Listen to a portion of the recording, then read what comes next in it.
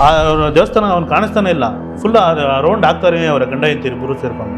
ಅವ್ರ ಹಿಂದ್ಗಡೆ ಏನೋ ಕೆಟ್ಟ ಶಕ್ತಿ ಇದೆ, ಇಲ್ಲೂ ಬರೋದಕ್ಕೆ ಬಿಡ್ತಾ ಇಲ್ಲ. ಎಲ್ಲೈತೆ ಲೊಕೇಶನ್ ಎಲ್ಲ ಕಳ್ಸಿನ ಆ ಲೊಕೇಶನ್ಗೂ ಅವ್ರು ಬರೋಕ್ಕೆ ಬಿಡ್ತಾ ಇಲ್ಲ. ರೌಂಡ್ ಹಾಕ್ತಾನೆ ಅವರೇ, ಒಂದು 2-3 ಅವರ್ ರೌಂಡ್ ಹಾಕೋರೆ, ನಮ್ಮ ಜಾಗಕ್ಕೆ ಬರೋಕ್ಕೆ ಬಿಡ್ತಾ ಇಲ್ಲ. ಆಮೇಲೆ ನಾನು ಹೇಳಿದೆ, ನೀನು ಈ ಕಡೆ ಬಾ, ನೀನು ಆಮೇಲೆ ಹೇಳ್ಕೊಂಬರ್ತಾರೆ ಅವರೇ ಅಂತ. ಆ ಮೇನ್ ರೋಡಿಂದ ಕಡೆ ತಿರ್ಕೊಂತೀರ ಊರೊಳಗಡೆ ತಾನೇ ಒಳಗಡೆ ಹೋಗ, ಅಲ್ಲಿ ಬಂದಿದ್ದಾನೆ ಅಷ್ಟೇ ಗಂಡ ಐತಿ ಗಾಡಿಯಲ್ಲಿ. ಅವ್ನು ಗಾಡಿನೇ ಓಡಿಸಿಲ್ಲ ಅಂತ ಹೇಳ್ತಾನೆ, ಅವನೇ ಖುದ್ದಾಗಿ ಹೇಳ್ತಾನೆ ಗಾಡಿನೇ ಓಡಿಸಿಲ್ಲ ಅಂತೆ. ಗಾಡಿನೇ ಅದು ಪಾಡಿಗೆ ಅದು ಹೇಳ್ಕೊಂಬಂದೈತೆ ದೇವಸ್ಥಾನ ಗಂಟ. ಅವನೆಲ್ಲರ ಮುಂದೆನೇ ಬಂದು ಹೇಳ್ತಾನೆ. ಪವಾಡ ಆಯ್ತಲ್ಲ ಇದು.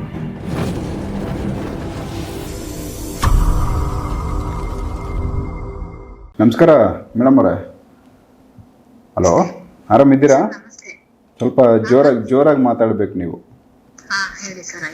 ಓಕೆ, ಈಗ ನಾಗರಾಜ್ ಅವ್ರ ಹತ್ರ ಹೋಗಿ ಬಂದಾದ್ಮೇಲೆ ಏನೆಲ್ಲ ನಿಮ್ಗೆ ಒಳ್ಳೇದಾಗೈತೆ, ಏನಲ್ಲಿ ನೀವು ನೋಡಿದ್ರಿ, ನೀವು ಏನು ಹೇಳ್ಬೋದು ಅವ್ರ ಬಗ್ಗೆ ತಿಳಿಸಿ. ಸರ್, ನಾನು ಹೋಗಿದ್ದು ಯಾರೊಬ್ರು ನನ್ಗೆ ತುಂಬಾ ಅಮೌಂಟ್ ಕೊಡ್ಬೇಕಾಗಿತ್ತು. ತುಂಬಾ ಅಂದ್ರೆ ಒಂದು 15 ಲಕ್ಷದವರೆಗೂ ಕೊಡ್ಬೇಕಾಗಿತ್ತು. ಓಕೆ. ಹಲೋ. ಓಕೆ. ನನ್ನ ಧ್ವನಿ ಕೇಳಿಸ್ತೈತೆ, ಹೇಳಿ ಮೇಡಮ್ ಅವ್ರೆ.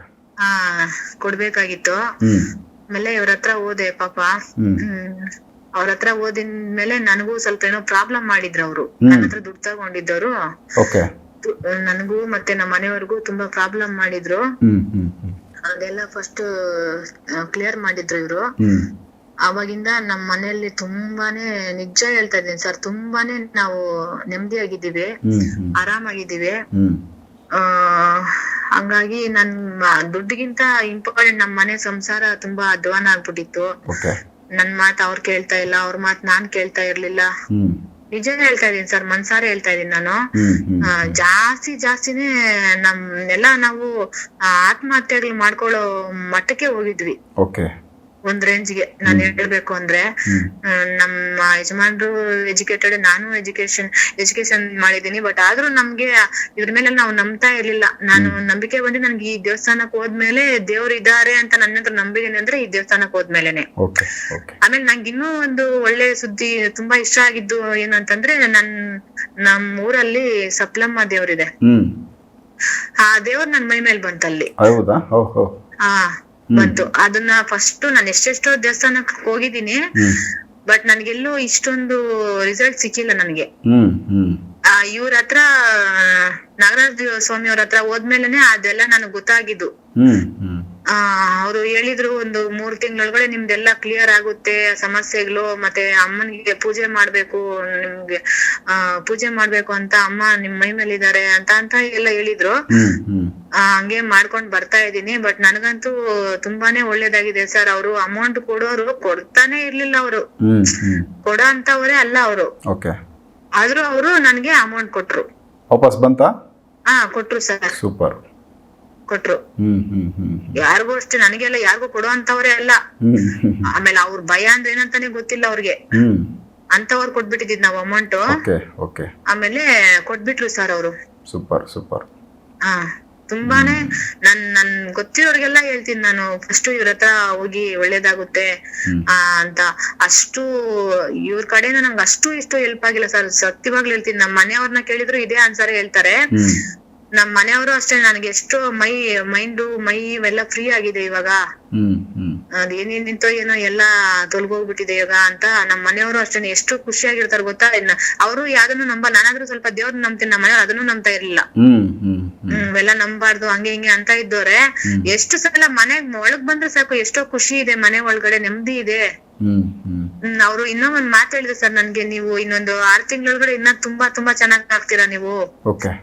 ಆಲ್ರೆಡಿ ಇವಾಗೂ ಚೆನ್ನಾಗಿದ್ದೀವಿ, ದೇವರ ನರಸಿಂಹಸ್ವಾಮಿ ಆಶೀರ್ವಾದದಿಂದ ಇನ್ನೂ ಚೆನ್ನಾಗ್ ಆಗ್ತೀರಾ ಅಂತಾನು ನಮ್ಗೆ ಭರವಸೆ ಕೊಟ್ಟಿದ್ದಾರೆ. ನಮ್ಗೆ ಆಫರ್ಸ್ ಬರ್ತಾ ಇದೆ ಸರ್.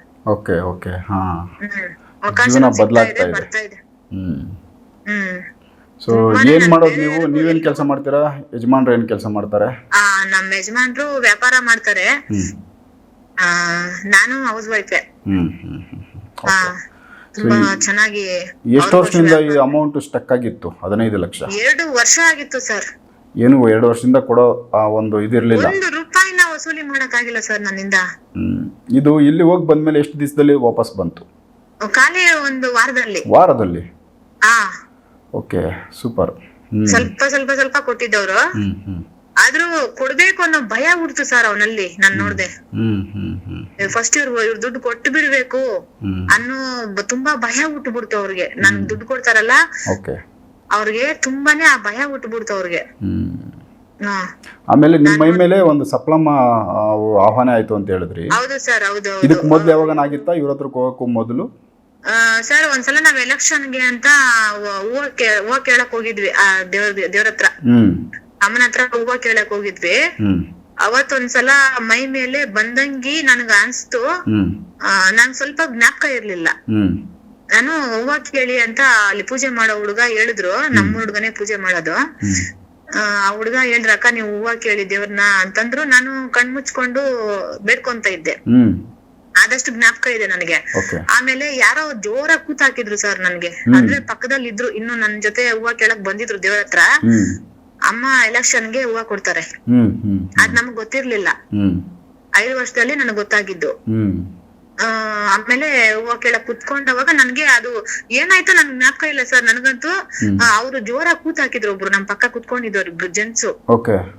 ಆ ಜೋರ ಕೂತ್ ಹಾಕಿದಾಗ ನಂಗೆ ಜ್ಞಾಪಕ ಗಬಕ್ ಅಂತ ಭಯ ಬಿದ್ದೆ ನಾನು. ಏನಿದು ಹಿಂಗ್ ಕೂಗ್ಬಿಟ್ಟಲ್ಲ, ಯಾರೋ ಕೂಗ್ದಂಗ ಆಯ್ತಲ್ಲ ಅಂತ. ಆಮೇಲೆ ನಡಿ ಹೋಗೋಣ ಅಂತ ಇದ್ರು.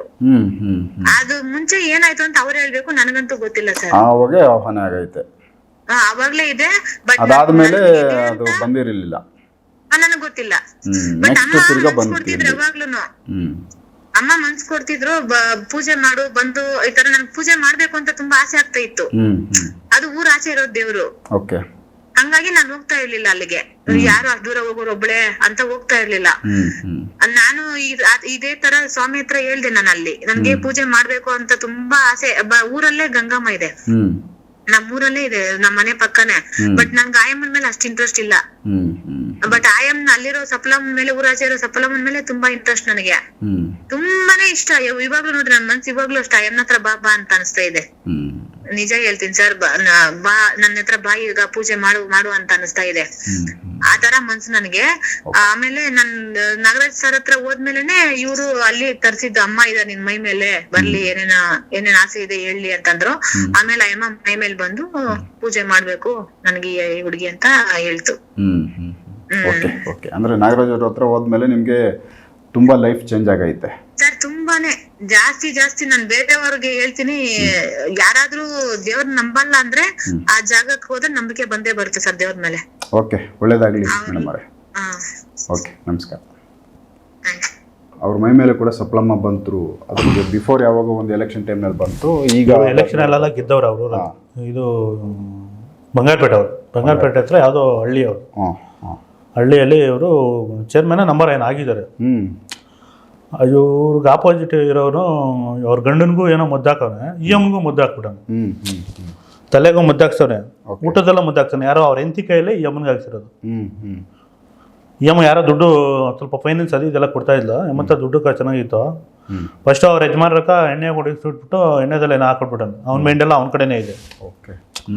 EMಗೂ ಅದೇ ಥರ ಮಾಡ್ಬಿಟ್ಟವನು. EM ಎನಿ ಟೈಮು ಆಯಪ್ಪನ ಮೇಲೇ ಗಮನ, ಅವನ ಮೇಲೇ. ಯಾವಾಗನ ದುಡ್ಡು ಕೇಳಲಿ ಎತ್ಕೊಂಡೋಗಿ ಕೊಡೋದು, ಗಂಡನ ಗೊತ್ತಿಲ್ದಿರೇನೆ. ಆಮೇಲೆ ಇವಾಗೆಲ್ಲ ಗೊತ್ತಾಗಿ ಇವಾಗ ಎಲ್ಲ ದುಡ್ಡೆಲ್ಲ ಕೊಟ್ಟು ಎಲ್ಲ ಇದು ಮಾಡಿದ್ದಾನೆ. ಯಮ್ಮನ್ ಬಂದು ಕುತ್ಕೊಂಡ ತಕ್ಷಣ ನನಗೆ ಗೊತ್ತಾಯ್ತು ಯಮ್ಮನ್ ದೇವರು ಇದೈತೆ ಅಂತ. ಅಲ್ಲೇ ಕರೆಸಿ ನಾನು ಮಾತಾಡ್ಸಿದ್ದು. ಸೊ ಇದೊಂದು ದುಡ್ಡು ವಾಪಸ್ ಬಂತು ಅಂತ ಹೇಳಿದ್ರು. 15 ಲಕ್ಷ ಒಂದು ವಾರದಲ್ಲಿ. ಅದಕ್ಕೆ ಏನು ಮಾಡಿಕೊಟ್ರಿ? ಅವ್ರಿಗೆ ಅವ್ನ ಫೋಟೋ ಎಲ್ಲ ಕೊಟ್ಟಿದ್ರು.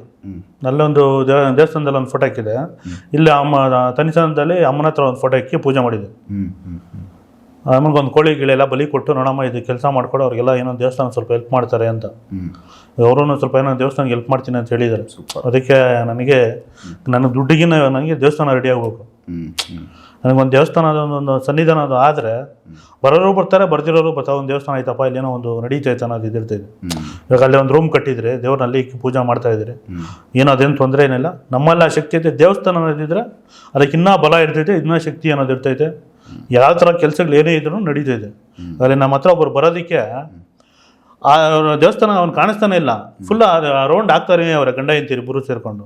ಅವ್ರ ಹಿಂದ್ಗಡೆ ಏನೋ ಕೆಟ್ಟ ಶಕ್ತಿ ಇದೆ. ಇಲ್ಲಿ ಬರೋದಕ್ಕೆ ಬಿಡ್ತಾ ಇಲ್ಲ. ಎಲ್ಲೈತೆ ಲೊಕೇಶನ್ ಎಲ್ಲ ಕಳ್ಸಿನ ಆ ಲೊಕೇಶನ್ಗೂ ಅವ್ರು ಬರಕ್ಕೆ ಬಿಡ್ತಾ ಇಲ್ಲ. ರೌಂಡ್ ಹಾಕ್ತಾನೆ ಅವ್ರೆ, 1-2-3 ಅವರ್ ರೌಂಡ್ ಹಾಕವ್ರೆ. ನಮ್ಮ ಜಾಗಕ್ಕೆ ಬರೋಕ್ಕೆ ಬಿಡ್ತಾ ಇಲ್ಲ. ಹ್ಮ್ ಹ್ಮ್ ಆಮೇಲೆ ನಾನು ಹೇಳಿದೆ, ನೀನು ಈ ಕಡೆ ಬಾ, ನೀನು ಆಮೇಲೆ ಎಳ್ಕೊಂಬರ್ತಾರೆ ಅವರೇ ಅಂತ. ಹ್ಮ್ ಆ ಮೇನ್ ರೋಡಿಂದ ಕಡೆ ತಿರ್ಕೊಂತೀರ ಊರೊಳಗಡೆ ಕಾನೆ ಒಳಗಡೆ ಹೋಗ, ಅಲ್ಲಿ ಬಂದಿದ್ದಾನೆ ಅಷ್ಟೇ ಗಂಡ ಐತಿ ಗಾಡಿಯಲ್ಲಿ, ಅವ್ನು ಗಾಡಿನೇ ಓಡಿಸಿಲ್ಲ ಅಂತ ಹೇಳ್ತಾನೆ. ಅವನೇ ಖುದ್ದಾಗಿ ಹೇಳ್ತಾನೆ, ಹ್ಮ್ ಗಾಡಿನೇ ಓಡಿಸಿಲ್ಲ ಅಂತೆ. ಗಾಡಿನೇ ಅದು ಪಾಡ್ಗೆ ಅದು ಎಳ್ಕೊಂಬಂದೈತೆ ದೇವಸ್ಥಾನ ಗಂಟ. ಅವನೆಲ್ಲಾರ ಮುಂದೆನೇ ಬಂದು ಹೇಳ್ತಾನೆ. ಸೂಪರ್ ಅಲ್ಲ, ಒಂದು ಪವಾಡ ಆಯ್ತಲ್ಲ ಇದು.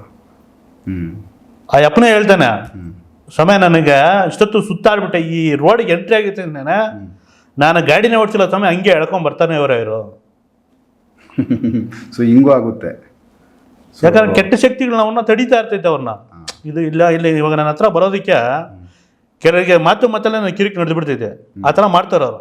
ಅವ್ರ ಹಿಂದ್ಗಡೆ ಏನೋ ಒಂದು ಕೆಟ್ಟ ಶಕ್ತಿ ಅಂತ. ತಿರ್ಗಿ ಅವರು ನಾನು ಎಷ್ಟೇ ಬೈದ್ಲಿ ಎಷ್ಟೇ ಏನೇ ಮಾಡಲಿ ನನ್ನ ಬಿಟ್ಟು ಹೋಗಲ್ಲ ಅವರು. ಅಷ್ಟೇ ಫೋನ್ ಮೇಲೆ ಅವಾಗ ತಲೆ ತಿಂತಾ ಇದ್ದು. ಏನೋ ಒಂದು ಟೈಮ್ ಫೋನ್ ಮಾಡಬೇಕು, ಮತ್ತೆ ಬಿಟ್ಬಿಡ್ಬೇಕು.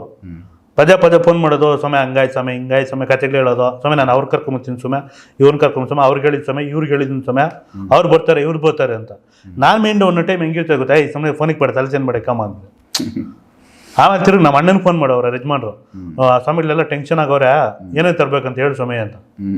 ಅದಕ್ಕೆ ನೀವು ಏನು ಅವ್ರನ್ನ ಜಾಸ್ತಿ ಫೋನ್ ಮಾಡೋಕೆ ಹೋಗ್ಬಿಡ್ರಿ, ನಾವು ಏನೋ ಮಾಡಂಗಿದ್ರೆ ನನಗೆ ಫೋನ್ ಮಾಡಿರಿ, ನಾನು ಏನೇನು ಬೇಕು ಹೇಳ್ತೀನಿ ಅಂತ. ಇವರೇ ಪಾಪ ಬೇರೆ ಬೇರೆ ಜನಗಳೆಲ್ಲ ಕರ್ಕೊಂಬರ್ತಾರೆ. ಓಕೆ ಓಕೆ, ಅಂದರೆ ನಂಬಿಕೆ ಬಂದೈತೆ ಅಷ್ಟೊಂದಿದ್ದು. ಅಂದರೆ ಈಗ ಸಾಲಗಳು ಯಾಕಂದ್ರೆ 15 ಲಕ್ಷ ಒಂದು ವಾರದಲ್ಲಿ ಇವ್ರು ಕೊಟ್ಟಿರೋದು, ಇವರು ಬೇರೆಯವ್ರ ಹತ್ರನೂ ಕೊಟ್ಟವ್ರೆ. ಈ ಅಮ್ಮನ ಒಡೆಯಗಳು ಸಮೇತ ಕೊಟ್ಬಿಟ್ಟವಳೆ. ಈ ಅಮ್ಮನ ಮುದ್ದಾಕವನೆ, ಊಟದೆಲ್ಲ ಮುದ್ದಾಕವನೆ, ತಲೆಗೂ ಹಿಂಗೆ ಮುದ್ದಾಕ್ಸ್ಬಿಟ್ಟವನೆ ಎಂತಿ ಕೈಯಲ್ಲಿ. ಇಸ್ಕೊಂಡು ಅವನು BJPಯಲ್ಲಿ ಏನೋ ಒಂದು ಲೀಡರ್ ಆಗಿದ್ದಾನಂತೆ ಆ ಕಡೆ. ಈ ಅಮ್ಮನ ಫುಲ್ಲು ಇದು ಮಾಡಾಕವನು. ಆಮೇಲೆ ನಾನು ಹೇಳ್ದೆ, ಅಲ್ಲಿ ಮುಲ್ಬಾಗ್ಲಲ್ಲಿ ಮುದ್ದುಡ್ ತೆಗಿತಾರೆ, ಅವರು ತಲೆಗೂ ತೆಗಿತಾರೆ, ಎದೆಗಿದ್ರೆ ವಾಮಿಟ್ ಮಾಡಿಸ್ತಾರೆ ಅವರು. ತಲೆಗೆ ಅವ್ರು ಏನೋ ಎಣ್ಣೆಗಿನ ಹಾಕಿ ಉಜ್ಜಿಬಿಟ್ಟು ನಮ್ಮ ಕಣ್ಣು ಮುಂದೆ ತೆಗಿತಾರೆ ಅವರು. ಇನ್ನು ಬೇರೆ ಕಡೆ ಎಲ್ಲೂ ತೆಗಿಯಲ್ಲ ಅವರು. ಮತ್ತು ಅವ್ರ ನಂಬರ್ ಎಲ್ಲ ಕೊಟ್ಬಿಟ್ಟು ಅವ್ರ ಹತ್ರ ಕಳಿಸಿದ್ದೆ. ಆಮೇಲೆ ಅಲ್ಲಿ ಹೋಗಿ ಬಂದಮೇಲೆ ಅವನ ಕಡೆ ಗಮನನೇ ಇಲ್ಲ ಅಂತೆ. ಅವ್ರ ಯಜಮಾನ್ರಿಗೂ ಗಮನ ಇಲ್ಲ, ಇವ್ರಿಗೂ ಗಮನ ಇಲ್ಲ.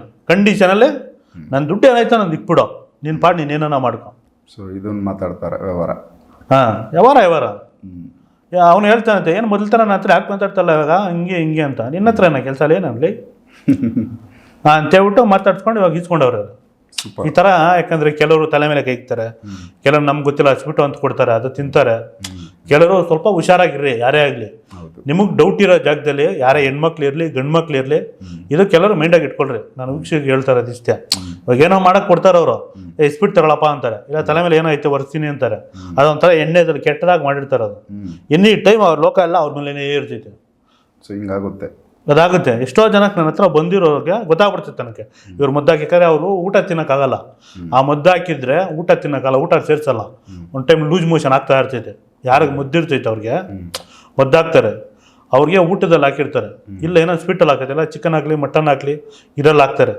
ಅವ್ರಿಗೆ ಆ ಥರ ಇರೋರಿಗೆ ಊಟ ತಿನ್ನೋಕ್ಕಲ್ಲ. ಊಟ ನೋಡಿದಷ್ಟು ವಾಮಿಟ್ ಬರೋ ಥರ ಆಗುತ್ತೆ. ಅದು ಈ ಕೈ ಕಾಲು ಎಲ್ಲ ಪಾದಗಳೆಲ್ಲ ಉರಿತಾ ಇರ್ತೈತೆ ಅವಾಗ. ಇಲ್ಲ ತಲೆಗೆ ಇರೋದು ಪ್ರೀತ ತಲೆನೋವು ಬರ್ತಾನೆ ಇರ್ತೈತೆ. ಸೊ ಇವೆಲ್ಲ ಸಿಂಪ್ಟಮ್ಸ್ ಇವೆಲ್ಲ ಆ ಥರ ಇದ್ದರೆ ಎಲ್ಲ ನಿಮ್ಗೆ ಗೊತ್ತಿರೋ ಜಾಗದಲ್ಲಿ ಹೋಗಿ ವಾಮಿಟ್ ಮಾಡಿಸ್ತಾರೆ. ಇವಾಗ ನಮ್ಮ ಏರಿಯಾದಲ್ಲಿದ್ರೆ ಶಿವಾಜಿನಗರದಲ್ಲಿ ತೆಗಿತಾರೆ, ಇಲ್ಲ ಯಲಹಂಕದಲ್ಲಿ ಒಂದು ಜಾಗದಲ್ಲಿ ತೆಗಿತಾರೆ ಆ ಮದ್ದು ತೆಗಿಯೋರು. ನನಗೆ ಇವರು ಮುಲ್ಬಾಗ್ಲಲ್ಲಿ ಮುಸ್ಲಿಮ್ಸ್ ಅವರು ತುಂಬ ಚೆನ್ನಾಗಿ ನೋಡ್ತಾರೆ, ಚೆನ್ನಾಗಿ ಮಾಡ್ಕೊಳ್ತಾರೆ. ಅವರು ಒಂದು ಇದು ಕಡೆಗಾಲ ಹಾಕಿ ಅವ್ರಿಗೆ ಹಾಕ್ಬಿಟ್ಟು ಚೆಕ್ ಮಾಡಿಬಿಟ್ಟು ಅವರು ಕೇಳ್ತಾರೆ. ಅಲ್ಲಿ ನಮ್ಗೆ ಒಬ್ರು ನೋಡಿದ ತಕ್ಷಣ ಅವ್ರು ಮುದ್ದು ಹಾಕಿರೋದು ಕ್ಲೀನಾಗಿ ಗೊತ್ತಾಗ್ಬಿಡ್ತೈತೆ ಐತೆ ಅಂತ. ನಾನು ಇವಾಗ ತೆಗ್ಸ್ಕೊಂಬರ್ರಿ ಅಂತ ಹೇಳ್ಬಿಟ್ಟು ಹೇಳಿ ಕಳಿಸ್ತೀನಿ. ಅದು ಇದು ನಾವೇ ಕೊಡ್ಬೋದು. ಅದು ನಾವು ಕೊಡೋದನ್ನ ಅದು ಲೂಸ್ ಮೋಷನ್ ಜಾಸ್ತಿ ಆಗುತ್ತೆ. ಅದು ಕಂಟ್ರೋಲ್ ಮಾಡ್ಕೊಳೋ ಕೆಪಾಸಿಟಿ ಇದ್ರೆ ಬೇಕಾದ್ರೆ ಮನೇಲೆ ಅವ್ರು ಮಾಡ್ಕೊಬೋದು. ಅವ್ರು ನಾವು ಕೊಡೋದಿಲ್ಲ, ಅವರೇ ಮನೇಲೆ ಮಾಡ್ಕೊಬೋದು. ತಿಳಿಸ್ಬಿಡಿ ಮತ್ತೆ ಅದು ನಮ್ಮ ವೀಕ್ಷಕರಿಗೆ ಯೂಸ್ ಆಗುತ್ತೆ. ಅದು ತಿಳಿಸಿ, ಅದು ವಿಡಿಯೋದಲ್ಲೇ ಮಾಡ್ಕೊಳ್ಳಂಗಿದ್ರೆ ಮನೇಲೆ ಮಾಡ್ಕೊಬೋದು. ಈ ವಿಡಿಯೋದಲ್ಲೇ ತಿಳಿಸ್ಬಿಡಿ. ಅದೇ ಇದು ಇದು ಕಸ್ತೂರಿ ಅಂತೀನಿ ಎಣ್ಣೆ, ಹರಳೆ ಎಣ್ಣೆ ಬರ್ತೈತಲ್ಲ, ಹರಳೆ ಎಣ್ಣೆ, ಮತ್ತೆ ಒಣಗಿದ ಮೆಣಸಿನಕಾಯಿ, ಮತ್ತೆ ಕರ್ಪೂರ, ಪಚ್ಚ ಕರ್ಪೂರ ಎಣ್ಣೆ ಹಾಕ್ಬಿಟ್ಟು ಚೆನ್ನಾಗಿ ಕುದಿಸ್ಬೇಕು. ಕುದಿದಾದ್ಮೇಲೆ ಮೆಣಸಿನ್ಕಾಯಿ ಬರುತ್ತಲ್ಲ, ಮೆಣಸಿನ್ಕಾಯಿನ ಮುರಿದಾಕ್ಬಿಟ್ಟು ಎಣ್ಣೆದಲ್ಲಿ ಚೆನ್ನಾಗಿ ಕುದಿಸ್ಬೇಕು. ಮತ್ತೆ ಕರ್ಪೂರನ ಹಾಕ್ಬೇಕು, ಪಚ್ಚ ಕರ್ಪೂರನ ಎಲ್ಲ ಹಾಕ್ಬಿಟ್ಟು ಚೆನ್ನಾಗಿ ಕುದಿಸ್ಬಿಟ್ಟು 1 ಸ್ಪೂನ್ ಆಗಲಿ 2 ಸ್ಪೂನ್ ಆಗಲಿ ಹಾಲು ಹೊಟ್ಟೆಯಲ್ಲೇ ಅದನ್ನು ಕುಡಿಬೇಕು. ಅವಾಗ 1-2-3 ಅವರ್ಗೆ ಲೂಸ್ ಮೋಷನ್ ಆಗ್ಬಿಡ್ತೈತೆ. ಲೂಸ್ ಮೋಷನ್ ಎಲ್ಲ ಅದು ಕ್ಲಿಯರ್ ಆಗಿ ಇಳಿದ್ಬಿಡ್ತೈತೆ. ಅವಾಗ ಒಂದು 4 ಐಟಮ್, ಒಂದು 5 ಟೈಮ್ 6 ಟೈಮ್ ಆಗಿದ್ರೆ ಒಂದು ಮಜ್ಜಿಗೆ ಆಗಲಿ ಇಲ್ಲ ಏನೋ ಒಂದು ಖಾರ ಜಾಸ್ತಿ ಇರಬಾರ್ದು, ಆ ಥರ ಏನೋ ಮಜ್ಜಿಗೆ ಅನ್ನೋ ಇಲ್ಲ ಮಜ್ಜಿಗೆ ಅನ್ನೋ ಕುಡಿದ್ರೆ ಅದು ಕಂಟ್ರೋಲ್ ಆಗ್ಬಿಡ್ತೈತೆ ಅವಾಗ. ಸೊ ಇದು ಮೈಯಲ್ಲಿ ಶಕ್ತಿ ಇರೋರು ಮಾತ್ರ ಮಾಡ್ಕೊಂಡು, ವೀಕ್ ಇರೋರು ಇದ್ರೆ ತುಂಬ ಕಷ್ಟ ಆಗ್ಬಿಡ್ತೈತಿ. ಯಾಕಂದ್ರೆ ಇದು ಮೋಷನ್ ಹೋದ್ಮೇಲೆ ಅವರು ಫುಲ್ ಬಾಡಿ ಕೆಲವರು ತುಂಬ ವೀಕ್ ಆಗ್ಬಿಡ್ತಾರೆ. ಹೌದು. ಅದಕ್ಕೋಸ್ಕರ ಮದ್ದು ಏನೋ ಹಾಕಿದ್ರೆ ಅದು ಕೆಲವರು ನುಗ್ಗೆ ಸೊಪ್ಪು ಬರುತ್ತಲ್ಲ, ನುಗ್ಗೆ ಸೊಪ್ಪು ರಸನ ಹಿಂಡಿಬಿಟ್ಟು ಹಾಕ್ತಾರೆ ಕೈಯಲ್ಲಿ, ಹೌದು. ಅದು ಗಟ್ಟಿ ಕಟ್ಬಿಡ್ತೈತೆ, ಅದು ಗಟ್ಟಿ ಆಗ್ತದೆ ಹಂಗೆ ಕಟ್ಬಿಡ್ತೈತೆ ಅದು. ಅದೆಲ್ಲ ಸೂಚನೆಗಳು ಕೆಲವರು ಆ ಥರ ಇದ್ರೆ ಮಾಡ್ಕೊಂಡ್ಲಿ ಅದು. ಓಕೆ. ಸೊ ವೀಕ್ಷಕರು, ಯಾಕಂದರೆ ಇದೊಂದು ರಿಸಲ್ಟ್ ಇರೋ ವಿಚಾರ. ಒಬ್ಬರನ್ನ ಮಾತಾಡಿಸಿದ್ವಿ, ಅವರು ತುಂಬ ಚೆನ್ನಾಗಿ ಮಾತಾಡಿದ್ರು. ಅವ್ರ ಜೀವನ ಎಷ್ಟೋ ಬದಲಾವಾಗಿದೆ, ಎಷ್ಟೋ ಸಾಲ ವಾಪಸ್ ಬಂದೈತೆ. ಅವ್ರಿಗೊಂದು ತುಂಬ ಖುಷಿಯಿಂದ ಅವರು ಸಾಕಷ್ಟು ವಿಚಾರ ಹೇಳಿವರೆ. ಅಂದರೆ ಇಲ್ಲಿ ಸಮಸ್ಯೆಗಳು ಯಾರೋ ಒಬ್ಬರು ನಮ್ಮನ್ನು ಯಾರಿಗೋ ಬೇರೆ ಥರ ವಶೀಕರಣ ಮಾಡ್ಕೋಬೋದು, ಇಲ್ಲ ಬೇರೆ ಯಾವುದೋ ಅವ್ರಿಗೆ ಬೇಕಾಗಿರೋ ರೀತಿ ಯೂಸ್ ಮಾಡ್ಕೋಬೋದು, ಇಲ್ಲ ಏನೋ ಅವರಲ್ಲಿ ನಮ್ಮ ಹತ್ರ ಇರೋ ದುಡ್ಡು ಕಾಸು ನೀಸ್ಕೊಳ್ಳೋಕ್ಕೋ ಇನ್ನೊಂದು ಏನೋ ಒಂದು ಅವ್ರು ಕೇಳಿದಾಗ ಹೋಗಿ ಕೊಟ್ಬಿಡ್ಬೇಕು ನಾವು. ಈ ಥರ ಎಲ್ಲವೂ ಕೆಲವೊಂದಷ್ಟು ನಡೀತಾ ಇದ್ದಾವೆ. ಆ ಥರದ್ದೇ ಒಂದು ಕೇಸ್ ಇವ್ರಿಗಾಗಿತ್ತು. ಅವರೇನೆ ಈಗ ಡೈರೆಕ್ಟ್ ಮಾತಾಡಿದಾಗ ಸಾಕಷ್ಟು ಸಾಲ ಯಾರ್ಯಾರಿಗೋ ಕೊಟ್ಟಿರೋದೆಲ್ಲ ವಾಪಸ್ ಬಂದೈತೆ, ಒಂದು ರೀತಿ ಒಳ್ಳೆಯದಾಗೈತೆ ಅವ್ರ ಕುಟುಂಬಕ್ಕೆ. ಸೊ ನೆಕ್ಸ್ಟು ಈ ಥರದ್ದು ಒಂದಷ್ಟು ಇನ್ಫಾರ್ಮೇಷನ್ನು, ಸ್ಪೆಷಲಿ ಇನ್ನೊಂದು ಮದ್ದಿಡಿಗೆ ಸಂಬಂಧಪಟ್ಟಂತೆ ಅದೊಂದು ಪರಿಹಾರ ಹೇಳಿದ್ರು. ಆ ಪರಿಹಾರ ಗೊತ್ತಿಲ್ದಿರ ನೀವೇ ಮಾಡ್ಕೊಳ್ಳೋದು ಬೇಡ, ಯಾಕಂದರೆ ಅದರಲ್ಲಿ ಹೆಚ್ಚು ಕಮ್ಮಿ ಆಗ್ಬೋದು. ಬಟ್ ಅದ್ರ ಬಗ್ಗೆ ಒಂದು ಮಾಹಿತಿ ತೊಗೊಂಡು ಇಲ್ಲಾಂದರೆ ಡೈರೆಕ್ಟ್ ಭೇಟಿ ಮಾಡಿ, ಸೊ ಅದ್ರ ಬಗ್ಗೆ ಇನ್ನೊಂದು ಸ್ವಲ್ಪ ಕೂಲಂಕುಷವಾಗಿ ಅದನ್ನು ತೊಗೊಳೋಕ್ಕೆ ಮೈಯಲ್ಲಿ ಶಕ್ತಿ ಇರಬೇಕು. ಇಲ್ಲ ವೀಕ್ ಇದ್ದರೆ ಡೇಂಜರ್ ಆಗುತ್ತೆ. ಇಲ್ಲ ಯಾರ್ದಾದ್ರೂ ಒಂದು ಸಜೆಷನ್ ತೊಗೊಂಡು ಅದನ್ನು ತೊಗೊಬೇಕಾಗುತ್ತೆ. ಸೊ ಅದನ್ನು ಬಳಸ್ಕೊಳ್ಳೋಂಗಿದ್ರೆ ಸಜೆಷನ್ ತೊಗೊಂಡು ಬಳಸ್ಕೊಳ್ಳಿ. ನೆಕ್ಸ್ಟ್ ಇನ್ನೂ ಬೇರೆ ವಿಚಾರಗಳನ್ನ ನಾಗರಾಜ್ ಅವ್ರ ಜೊತೆ ಮಾತಾಡ್ತಾ ಹೋಗ್ತೀನಿ. ಎಪಿಸೋಡ್ ನೋಡ್ತಾ ಹೋಗಿ. ನಮಸ್ಕಾರ.